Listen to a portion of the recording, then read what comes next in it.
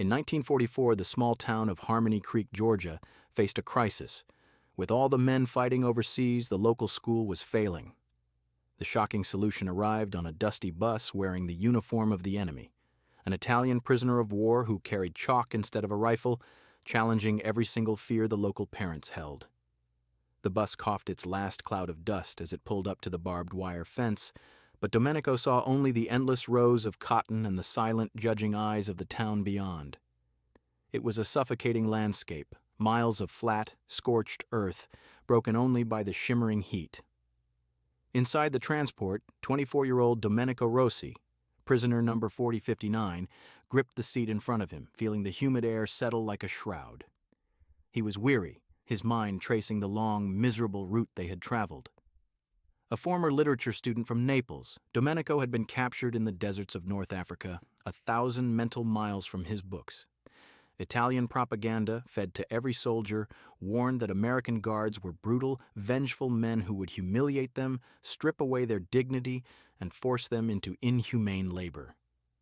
This fear was heavy, pressed into the creases of their thin khaki uniforms. Yet, here in Harmony Creek, the reality was bafflingly muted. There was no shouting, only the low hum of cicadas and the distant clang of a hammer hitting metal. When the guards opened the bus door, the first scent that hit Domenico was not gunpowder or fear, but sun-baked earth and sweet honeysuckle. The camp itself was simple. Rows of hastily constructed wooden barracks, enclosed by a fence that looked less like a prison barrier and more like a poorly maintained cattle pen. The American guards wore plain cotton uniforms and looked tired, not malicious. They spoke slowly, their southern drawl so thick the interpreter struggled to keep up. They offered no insults, only quiet instructions about the rules and the pay, a meager 80 cents a day for labor. Domenico watched the townspeople, mostly women and children, who stood across the road. Their faces were fixed in a shared expression of tense, quiet suspicion. These were the mothers and wives whose men were fighting, and Domenico knew, with sharp certainty, that he was a symbol of the conflict that had taken their loved ones. This silence was more chilling than any shout. It was the silence of collective judgment. He was a man of words and ideas now assigned to manual labor. For Domenico, the worst part of captivity was the sudden absence of intellectual pursuit. He was scheduled to work in a newly established maintenance crew, assisting with upkeep around the camp perimeter and a few municipal buildings on the town's edge. He carried his few possessions, a small photograph of his mother, a worn leather journal, and a profound sense of dislocation. He was prepared for brutality, but not this confounding quiet. The commander, a kindly but weary lieutenant named Mr. Davies, pointed out the work assignments for the week. Y'all will be repairing fences, building some storage sheds, and helping out with some small repairs at the schoolhouse. Domenico blinked, surprised. A schoolhouse. He had expected mines or factories, not proximity to children. As the sun began to dip, casting long shadows across the dust, Domenico was led to a bunk. What would happen when the enemy stood so close to the children of Harmony Creek? The war had taken all the men, leaving the fields fallow and the schoolhouse short on teachers. The town was facing a crisis of both crops and curriculum. In Harmony Creek, the conflict was deeply felt in the sudden crippling absence of labor. By the spring of 1944, the American home front faced an unprecedented logistical challenge. Millions of young men were wearing uniforms, leaving vital infrastructure desperately undermanned. Harmony Creek was no different. The sun-soaked cotton fields that had sustained the community lay waiting, and without the strong hands needed to plant and cultivate, the town's entire economy was in jeopardy. The few remaining men were not enough. The United States War Department, recognizing this labor gap, had quietly begun implementing programs to loan out captured Axis prisoners, including Italians, to work on farms and in non-military industries. This was cold, hard necessity dictated by the industrial demands of total war. The prisoners, housed in temporary facilities, provided a steady, if controversial, source of help. They were paid, fed, and treated according to the Geneva Conventions. Harmony Creek had received its first busload of Italian prisoners of war, and while the sight of enemy soldiers working their fields was difficult for the locals to accept, The alternative was economic ruin. The choice was simple: use the prisoners or lose the harvest entirely. The mayor approved the plan. The prisoners would work under strict supervision, fixing irrigation, mending fences, and ensuring the crops did not wither. But the town faced another, more delicate crisis that spring. The small, one-room schoolhouse, the heart of the community's future, was failing. Miss Lillian, the respected principal and fifth-grade teacher, had fallen seriously ill. The substitute teachers were unable to manage the 40-plus students, creating a chaotic environment where lessons went unfinished. The fifth grade was losing a crucial year of foundational learning. The school board was paralyzed. When Lieutenant Davies, the prisoner of war camp commander, offered a solution that sounded both ludicrous and inevitable, that Domenico Rossi, a university student, could assist with maintenance near the school, the mayor hesitated. The risk of placing an enemy so close to the children was enormous, yet the children's futures were also at risk. The solution was carefully framed. Domenico Rossi would only be performing manual labor on the school's exterior. The rule was clear: no unauthorized interaction. Yet, necessity, like the war itself, often eroded the clearest rules. The stage was set for a collision between two worlds: the disciplined rule of a prisoner of war and the desperate need of a failing classroom, a collision that would begin not in the schoolhouse itself but in the dusty, neglected soil of the school's garden. The town was unwittingly inviting the wolf into the heart of the flock.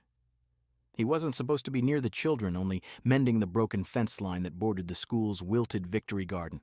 But then, a small girl with a forgotten book approached him, shattering the fragile boundary between prisoner and civilian. Domenico worked with quiet concentration, hammering cedar posts into the dusty soil. His initial task was simple: secure the perimeter. The schoolhouse stood only 50 feet away, and the children, initially warned to stay away, were magnetic in their curiosity. At first, they kept a respectful distance. Domenico ignored them, focusing on the rhythmic swing of his hammer. He found a strange solace in the methodical labor. The sun beat down, but the physical effort quelled the constant anxiety of captivity. As he worked, he noticed the garden, rows of young corn struggling, most of the basil and sage gone to weeds. He felt a professional sadness watching the plants struggle against neglect. It was clear the students had tried their best, but lacked consistent guidance. Then came the interruption. A small girl, perhaps 10 years old, edged closer to the broken fence line. She carried a well-loved copy of 20,000 Leagues Under the Sea and pointed to a single, imposing word: submarine. Domenico paused. He chose his response carefully. Instead of reading the definition, he gently used his free hand to draw the word in the dust with a stick, then wrote the Latin root: sub, under, marina, sea. The simple visual contrast, the dusty earth used to draw the ancient roots of a modern English word, was a powerful act of education transcending language. The girl's eyes lit up with sudden understanding, a brilliant flash of intellectual connection. He smiled, a genuine, unguarded expression that surprised them both. This simple act of translating a root word, pure education, had bridged the gulf. A small, profound connection was forged between them in the silence. Soon, other children crept closer, drawn by the quiet, fascinating lesson. They were captivated not by the prisoner's uniform, but by his calmness and patience. He was able to explain the concept of depth using the measurements of the garden rows, teaching addition by counting plants. Miss Lillian, watching from the schoolhouse window, saw the children, previously unruly, now clustered in rapt attention. She saw Domenico, not as a soldier, but as a man giving life to dry facts. The following day, Miss Lillian approached Domenico herself, escorted by the ever-present Mr. Hicks. She offered a challenge. "Mr. Rossi," she said, her voice tight, "the Victory Garden is failing. It needs to be measured, charted, and salvaged. Can you manage it and perhaps teach the children the measurements?" Domenico, recognizing the carefully constructed loophole, straightened his posture, his eyes alight. "Yes, ma'am," he replied in careful English. "I can manage the measurements, and perhaps the learning." What began as a logistical necessity, a prisoner assigned to mend a fence, was about to become the unexpected education of an entire classroom, starting with the quiet, dusty rows of a struggling garden. The whispers followed Domenico everywhere, but the sound of children's laughter in the schoolyard soon became louder than any gossip. What had started as a loophole had quickly become a fixture of the fifth-grade curriculum, a remarkable experiment in cross-cultural teaching. The narrative of the town was being rewritten by tiny voices.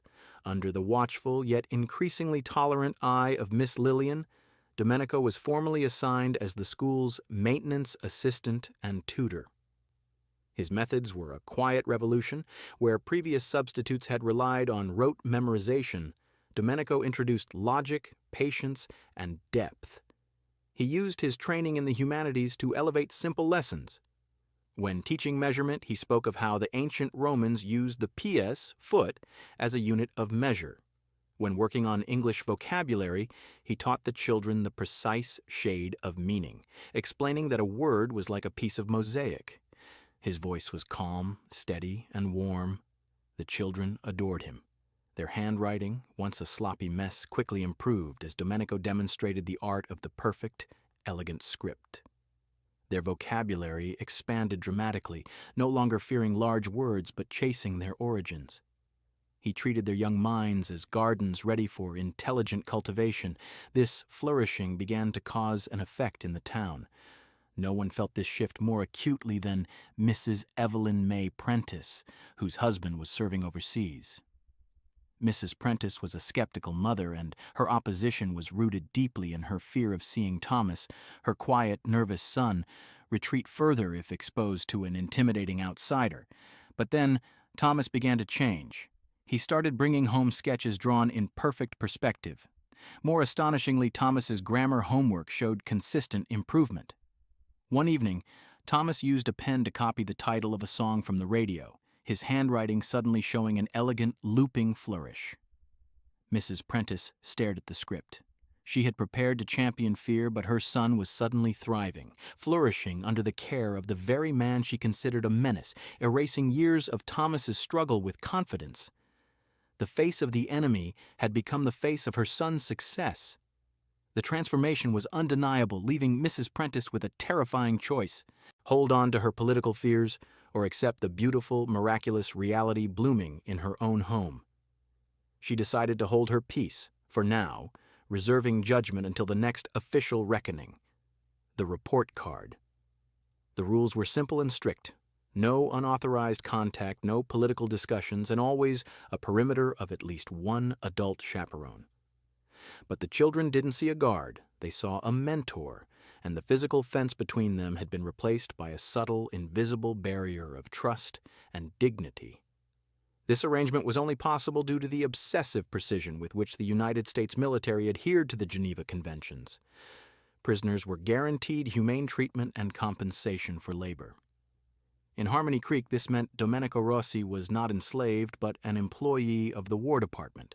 The invisible barrier was maintained by Mr. Hicks, the aging guard. He wasn't there to stop an escape.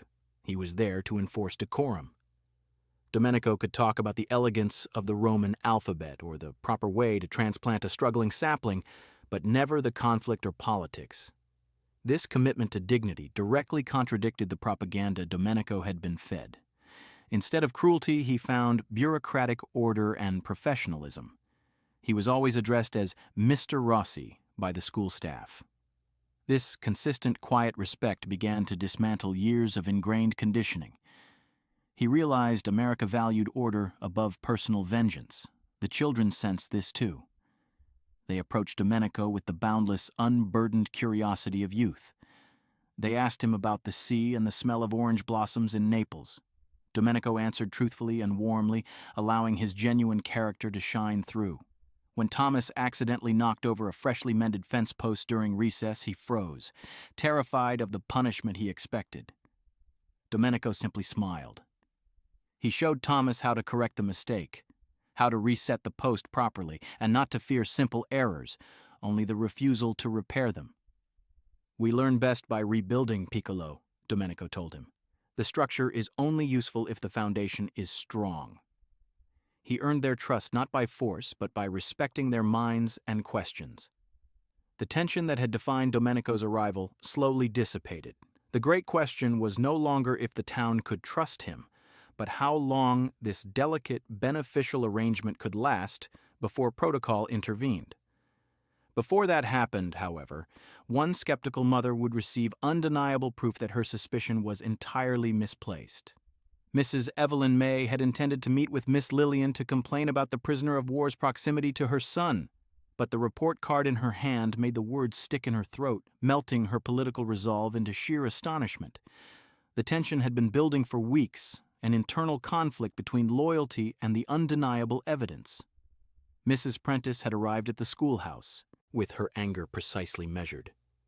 She found Miss Lillian in the hall stacking final papers. "Mrs. Prentice," Miss Lillian said, "thank you for coming. Here is Thomas's quarterly report." Evelyn May accepted the thin cardstock, scanning for the familiar, disheartening grades. Her prepared speech dissolved into a silent, internal gasp.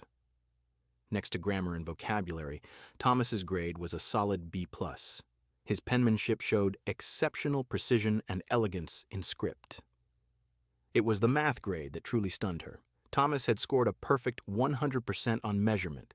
His teacher's note was profound. Understands the application of geometry to real-world problems. His work in charting the Victory Garden was invaluable. Evelyn May stood frozen, staring at the elegant, looping handwriting, a clear reflection of the script Thomas practiced at home. It was irrefutable proof. The boy who had struggled to connect letters on a page was suddenly using the vocabulary of a junior scholar and applying mathematics with the confidence of an engineer. The quantitative proof of his success was impossible to argue with. She looked up at Miss Lillian. "How?" was the only word she could manage. Miss Lillian simply gestured toward the schoolyard where Domenico, the prisoner, was quietly instructing children. "Mr. Rossi doesn't just teach the facts, Mrs. Prentice," Miss Lillian whispered. "He teaches the why. He has awakened something in Thomas that none of us could reach." The emotional shift for Evelyn May was total. Her fear, based on propaganda, was a pale abstraction compared to the tangible, beautiful success of her son. The decision to remove Thomas vanished. In that moment, Mrs. Evelyn May Prentice silently crossed the invisible line from suspicion to profound, if still fearful, gratitude. The town's quiet experiment was working, not because of logistics, but because of one man's gentle, focused commitment. The sight of that perfect score, written in the script of the Italian prisoner of war, shattered her skepticism utterly. One rainy Tuesday, Domenico didn't teach English grammar. He taught them the Italian words for sky, mother, and courage, turning a standard lesson into a profound, shared memory of home. The downpour confined the students to the classroom, shattering the usual structure. Miss Lillian instructed him to lead the class through comparative adjectives. Instead, Domenico used the rain-streaked windows as his guide. He walked to the blackboard and wrote cielo. He explained that cielo meant something deeper to him, the immense cobalt blue that hung over the Bay of Naples. He taught them mama, explaining it carried the warmth of a Neapolitan kitchen. He was simply sharing the language of his soul. The children were mesmerized. They were being given a glimpse into the human being behind the uniform. They were learning that the enemy had a home and a language of deep affection. This was the first time the mothers were hearing the language of the enemy used for love and peace, not war commands or propaganda. It was the purest, most unexpected form of cultural exchange. This was the most effective counter-propaganda possible. He taught them a simple, soaring Italian folk song. The children learned the tune instantly, their young voices blending easily. The final word he introduced was coraggio, courage. He explained it was the quiet inner strength needed to face a tough math problem or to endure the fear of being far from home. Mrs. Evelyn May Prentice, dropping off a forgotten lunchbox, stopped in the hallway. She heard the children's voices singing, catching the single word, Mama. A wave of emotion washed over her. Her own husband was thousands of miles away, fighting men who sang the same kind of affectionate song. She looked at her son, Thomas, whose face was alight with joy. Evelyn May realized the war had defined these men as monsters, but her son saw a scholar who missed his home and loved his mother. The wall of suspicion that Evelyn May had built so carefully around her heart had finally been breached by the sound of a foreign lullaby. The music had finally broken through the barrier of prejudice. She turned and left, unable to disrupt the perfect, fragile peace. She walked away in recognition that Domenico Rossi was an unexpected, tender guide for her own damaged heart. The community's conversion had begun. The first basket of food appeared on the porch of the maintenance shed anonymously: homemade biscuits, jam, and a peeled orange. It was a silent, delicious vote of confidence from a community that had collectively decided to protect their secret teacher. The community's attitude toward Domenico Rossi had shifted from suspicion to respectful support. This acceptance manifested as small, anonymous gestures. The food basket was the first clear sign. The guard, Mr. Hicks, understood immediately. He never mentioned the basket, simply pretending to be absorbed in his whittling while Domenico quietly gathered the gifts. This was not a breach of security. It was a necessary application of mercy. The guard tacitly agreed to look the other way. Other items followed: clean leather work gloves, a tattered copy of a book by Dante. For a former literature student starved for the nourishment of his native language, this was a treasure. These gestures were the community's way of acknowledging his humanity. They knew the rules. They could not thank him, but they could ensure that the man who was nurturing their children's minds was cared for. These acts were risky, forcing the mothers to break the law to engage in unauthorized contact out of sheer gratitude, thereby heightening the stakes for the entire community. Mrs. Evelyn May Prentice became one of the quiet coordinators of this effort. She left the orange. She felt a profound moral obligation to the man who had brought confidence back to her son. When the other mothers asked what they could do, she told them, "Give him dignity." The community had adopted Domenico. They understood that he was providing a service the war had stripped from them. They provided him with an unspoken protective shield of goodwill. They never gossiped about the gifts. The secret was held tightly among the mothers and school staff. Domenico felt this shift deeply. He was still a prisoner, but at the school he felt free. Free to teach, free to share his knowledge, and free to feel like a complete human being. The anonymous gifts were proof that human connection was possible. His daily existence had become an exchange of trust, his gift of education for their gift of quiet acceptance. He felt the genuine warmth of the American heart. The time was coming when logistics would outweigh necessity, when the man who had become a fixture in Harmony Creek would prepare for a final voyage home. The news came on a crisp morning in late spring. Domenico was being moved out west, preparing for repatriation. The children didn't understand the word repatriation, but they understood gone, and the classroom instantly filled with the heavy silence of impending loss. The European conflict had concluded. The small, isolated camps were being consolidated. Domenico Rossi's days as Harmony Creek's unofficial tutor were over. The word spread through the schoolyard with the speed of sorrow. Thomas Prentice, the boy who had found his voice, spent the morning silently cleaning the chalk dust, his small face tight with effort. The students could not imagine returning to rote lessons. The final afternoon was a heart-rending goodbye.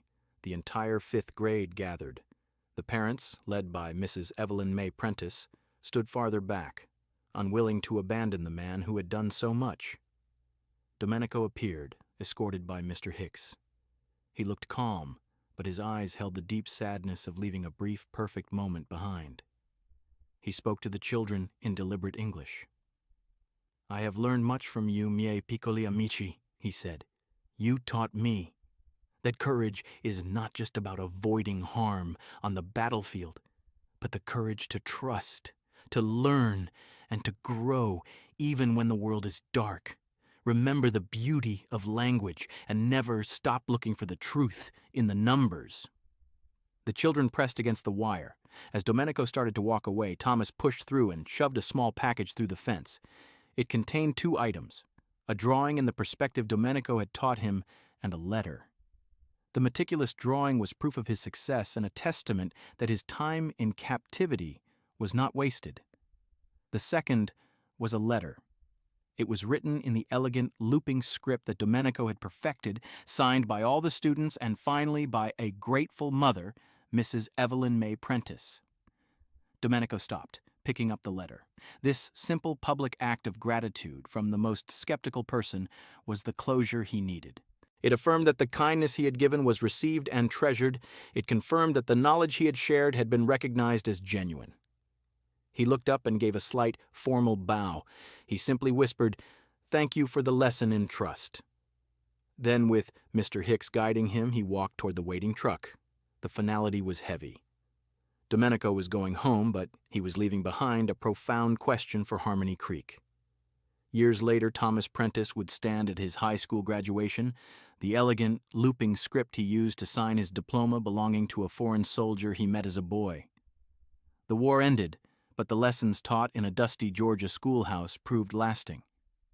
Domenico Rossi's journey home to Naples was long and difficult. He carried with him not the bitterness of captivity, but the quiet strength cultivated in Harmony Creek. He remembered the children's eager faces, proof that decency could survive even the gravest conflict. He was determined to rebuild his life on the foundation of human dignity. He took the small handwritten letter and Thomas's drawing, framing them.